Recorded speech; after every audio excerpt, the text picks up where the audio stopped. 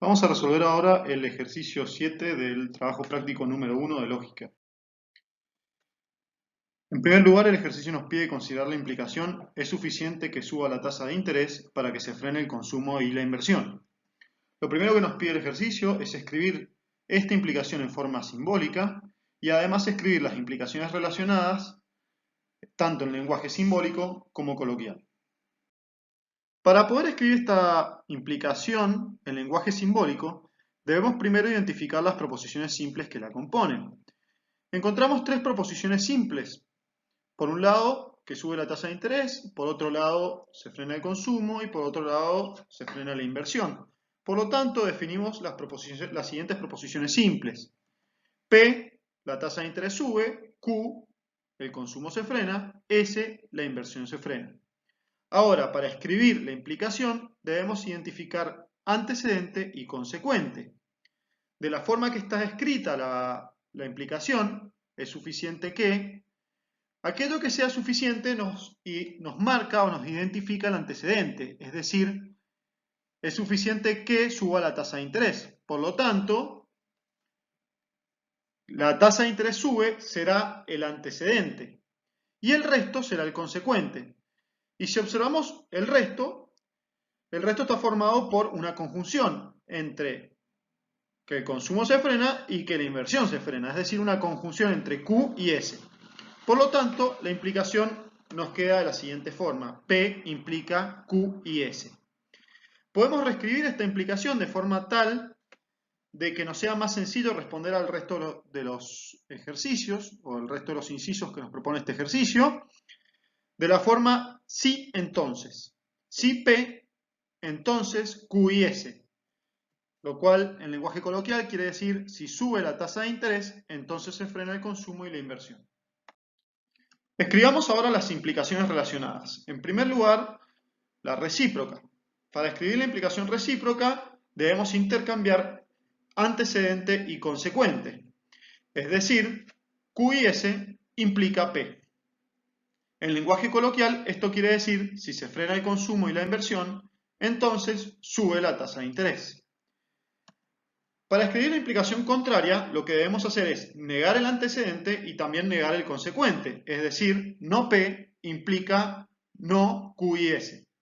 En lenguaje coloquial decimos: si no sube la tasa de interés, entonces no se frena el consumo y la inversión. Finalmente, para escribir la implicación contrarrecíproca, debemos intercambiar antecedente y consecuente, pero al mismo tiempo negarlos.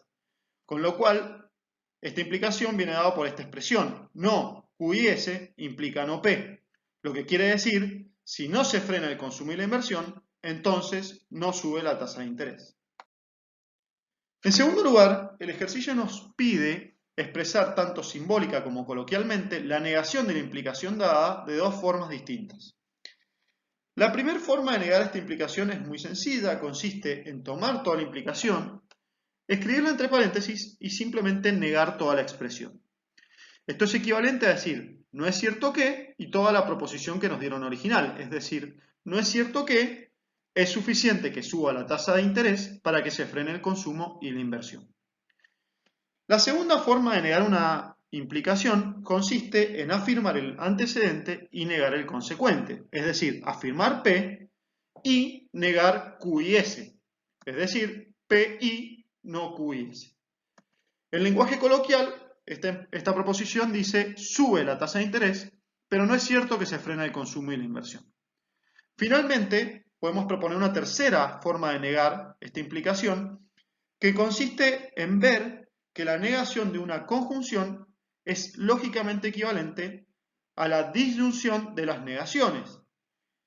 Por lo tanto, podemos escribir como negación también P y no Q o no S.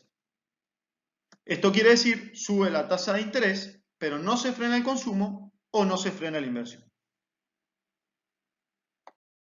Finalmente, este ejercicio nos pregunta qué podemos decir respecto de los valores de verdad de las implicaciones relacionadas si sabemos que la implicación original es verdadera. Para poder dar respuesta a esta pregunta, deberemos construir la tabla de verdad de la implicación original, es decir, la tabla de verdad de la proposición P implica Q y S. donde el resultado de esta tabla de verdad vendrá dada por la columna amarilla.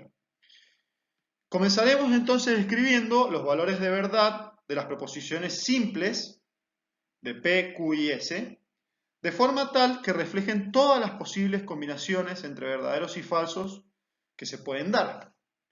A partir de este punto, resolveremos en primer lugar los valores de verdad de la conjunción. Recordemos que la conjunción es verdadera solamente cuando Q es verdadera y S es verdadera, es decir, en estos dos casos. En los restantes casos, la conjunción será falsa. Ahora estamos en condiciones de resolver los valores de verdad de la implicación. Y para eso tenemos que tener en cuenta los valores de verdad de P junto con los valores de verdad de la conjunción. La implicación será falsa en aquellos casos en que el antecedente sea verdadero y el consecuente sea falso, es decir, estos tres casos. En los restantes casos será verdadera. Como sabemos que la implicación es verdadera, nos vamos a quedar solamente con aquellos casos en que la implicación sea verdadera y por lo tanto estos tres casos los vamos a eliminar a partir de este punto para poder seguir con el ejercicio. Veamos qué podemos decir ahora respecto al valor de verdad de la implicación recíproca. Para eso, construyamos la tabla de verdad de la implicación Q y S implica P. Pero solamente vamos a tener en cuenta aquellos casos o aquellos valores de verdad de las implicaciones simples para los cuales la implicación original era verdadera, es decir, únicamente estos casos. Recuerden, antes teníamos 8 renglones, nos hemos quedado solamente con 5 y hemos respetado el orden de los valores de verdad de Q como vienen dados en la tabla anterior. Lo mismo para S y lo mismo para P. Resolvamos ahora la conjunción entre Q y S en estos casos. Una vez más, la conjunción es verdadera cuando ambas proposiciones son verdaderas, es decir, en estos dos casos. En el resto de los casos será falsa. Y ahora estamos en condiciones de encontrar los valores de verdad de la implicación, teniendo en cuenta los valores de verdad de la conjunción y los valores de verdad de P. Por lo tanto, esa implicación será falsa solamente en aquel caso donde esta conjunción es verdadera y P es falsa. En el resto de los casos es verdadera.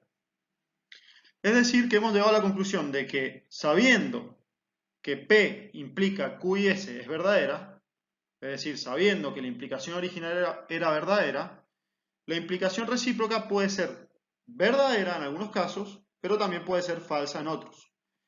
Es decir, que no podemos asegurar que la implicación sea verdadera o falsa.